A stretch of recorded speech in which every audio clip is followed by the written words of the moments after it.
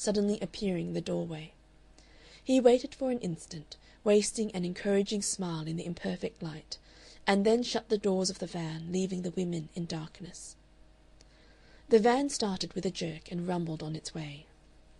"It's like Troy," said a voice of rapture. "It's exactly like Troy."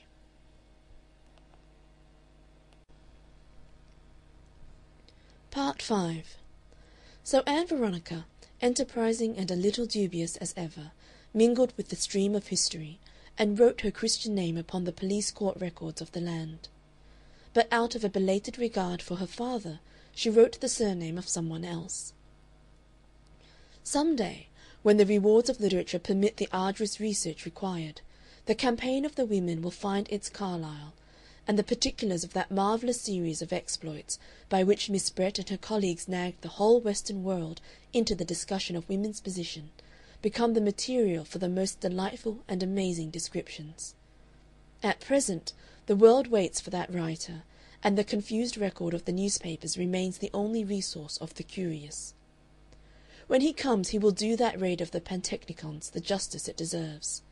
He will picture the orderly evening scene about the Imperial Legislature in convincing detail, the coming and going of cabs and motor cabs and broughams through the chill, damp evening into New Palace Yard, the reinforced but untroubled and unsuspecting police about the entries of those great buildings whose square and panelled Victorian Gothic streams up from the glare of the lamps into the murkiness of the night. Big Ben shining overhead, an unassailable beacon, and the incidental traffic of Westminster, cabs, carts, and glowing omnibuses going to and from the bridge. About the Abbey and Abingdon Street stood the outer pickets and detachments of the police, their attention all directed westward to where the women in Caxton Hall, Westminster, hummed like an angry hive. Squads reached to the very portal of that centre of disturbance, and through all these defences and into Old Palace Yard, into the very vitals of the defenders' position, lumbered the unsuspected vans. They travelled past the few idle sightseers who had braved the uninviting evening to see what the Suffragettes might be doing. They pulled up unchallenged within 30 yards of those coveted portals. And then they disgorged.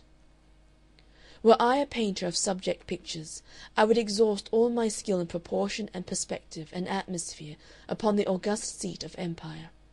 I would present it grey and dignified and immense and respectable beyond any mere verbal description. And then, in vivid black and very small, I would put in those valiantly impertinent vans, squatting at the base of its altitudes and pouring out a swift, straggling rush of ominous little black objects, minute figures of determined women at war with the universe. Ann Veronica was in their very forefront. In an instant the expectant calm of Westminster was ended, and the very speaker in the chair blenched at the sound of the policemen's whistles. The bolder members in the House left their places to go lobbyward, grinning.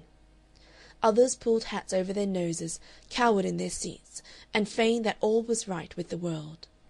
In Old Palace Yard everybody ran. They either ran to see or ran for shelter. Even 2 Cabinet Ministers took to their heels, grinning insincerely. At the opening of the van doors and the emergence into the fresh air, Ann Veronica's doubt and depression gave place to the wildest exhilaration. That same adventurousness that had already buoyed her through crises that would have overwhelmed any normally feminine girl with shame and horror now became uppermost again. Before her was a great Gothic portal. Through that she had to go. Past her shot the little old lady in the bonnet, running incredibly fast, but otherwise still alertly respectable, and she was making a strange threatening sound as she ran, such as one would use in driving ducks out of a garden. Brrr! And pawing with black-gloved hands. The policemen were closing in from the sides to intervene. The little old lady struck like a projectile upon the resounding chest of the foremost of these, and then Ann Veronica had got past and was ascending the steps. Then, most horribly, she was clasped about the waist from behind and lifted from the ground. At that a new element poured into her excitement, an element of wild disgust and terror. She had never experienced anything so disagreeable in her life as the sense of being held helplessly off her feet. She screamed involuntarily. She had never in her life screamed before. And then she began to wriggle and fight like a frightened animal against the men who were holding her. The affair passed at one leap from a spree to a nightmare of violence and disgust. Her hair got loose, her hat came over one eye, and she had no arm free to replace it. She felt she must suffocate if these men did not put her down, and for a time they would not put her down. Then, with an indescribable relief, her feet were on the pavement, and she was being urged along by two policemen, who were gripping her wrists in an irresistible, expert manner. She was writhing to get her hands loose, and found herself gasping with passionate violence, "It's damnable! Damnable!" to the manifest disgust of the fatherly policeman on her right. Then they had released her arms and were trying to push her away. "You be off, missy," said the fatherly policeman. "This ain't no place for you." He pushed her a dozen yards along the greasy pavement with flat, well-trained hands that there seemed to be no opposing. Before her stretched blank spaces, dotted with running people coming toward her, and below them railings and a statue.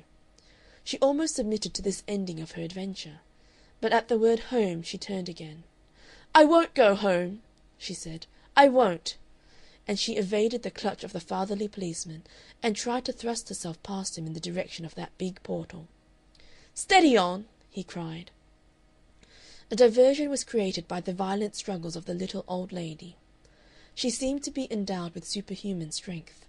A knot of 3 policemen in conflict with her staggered toward Ann Veronica's attendants and distracted their attention. "I will be arrested! I won't go home!" the little old lady was screaming over and over again. They put her down, and she leapt at them. She smote her helmet to the ground. "You'll have to take her!" shouted an inspector on horseback, and she echoed his cry, "You'll have to take me!" They seized upon her and lifted her, and she screamed. Ann Veronica became violently excited at the sight. "You cowards!" said Ann Veronica. "Put her down!" and tore herself from a detaining hand and battered with her fists upon the big red ear and blue shoulder of the policeman who held the little old lady. So Ann Veronica also was arrested.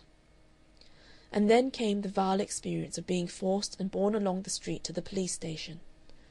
Whatever anticipation Ann Veronica had formed of this vanished in their reality.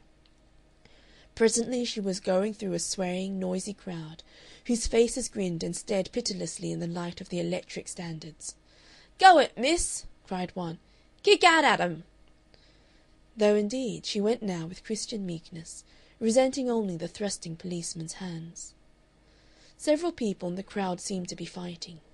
Insulting cries became frequent and various, but for the most part she could not understand what was said. "He'll mind the baby now!" was one of the night's inspirations, and very frequent. A lean young man in spectacles pursued her for some time, crying, "Courage! Courage!" Somebody threw a dab of mud at her, and some of it got down her neck. Immeasurable disgust possessed her. She felt draggled and insulted beyond redemption. She could not hide her face. She attempted, by a sheer act of will, to end the scene, to will herself out of it anywhere. She had a horrible glimpse of the once nice little old lady being also borne stationward, still faintly battling and very muddy, one lock of greyish hair straggling over her neck, her face, scared, white, but triumphant. Her bonnet dropped off and was trampled into the gutter. A little Cockney recovered it and made ridiculous attempts to get to her and replace it. "You must arrest me!" she gasped breathlessly, insisting insanely on a point already carried. "You shall!" The police station at the end seemed to Ann Veronica like a refuge from unnameable disgraces. She hesitated about her name, and, being prompted, gave it at last as Ann Veronica Smith, 107A, Chancery Lane. Indignation carried her through that night, that men and the world could so entreat her.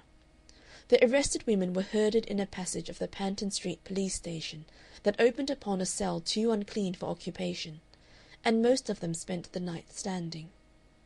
Hot coffee and cakes were sent in to them in the morning by some intelligent sympathizer, or she would have starved all day. Submission to the inevitable carried her through the circumstances of her appearance before the magistrate. He was no doubt doing his best to express the attitude of society toward these wearily heroic